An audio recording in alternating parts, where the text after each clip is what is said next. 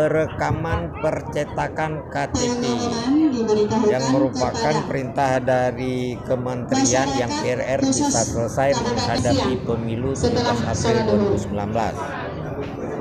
Acara ini di program nasional yang dipakarsi oleh DRKA Provinsi yang dilaksanakan di Kota Luk Sumawe, dibantu oleh Aceh Utara dan Aceh Besar.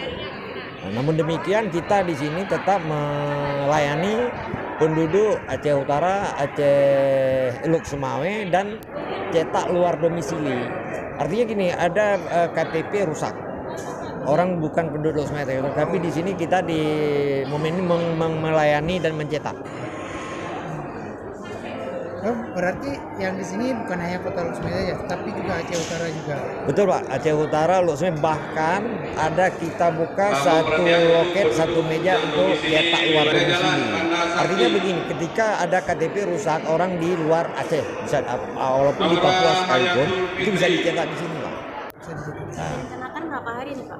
Kebetulan kemarin kita sosialisasi hari ini sama besok 7 dan 8. Itu 2 hari Pak. 2 hari berlangsung di GOR juga. Di GOR juga tanggal 7 8. Untuk ya ini yang lebih kita utamakan pemilih pemula sebenarnya, yang pemilih pemula bawa fotokopi KK dan fotokopi ijazah sehingga namanya nggak salah nantinya.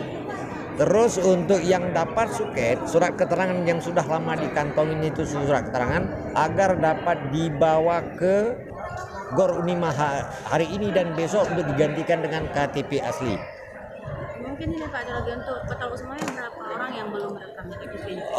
Kalau belum merekam itu hampir 8.000-an sudah kita layangkan surat ke desa, karena di situ belum rekam ada orang yang sudah meninggal, ada orang yang sudah keluar daerah. Cuma yang jadi objek tugas kita hari ini mencetak KTP yang sudah siap print ready record PRR. Itu yang kita lakukan. Atas nama Muslim Udin Kato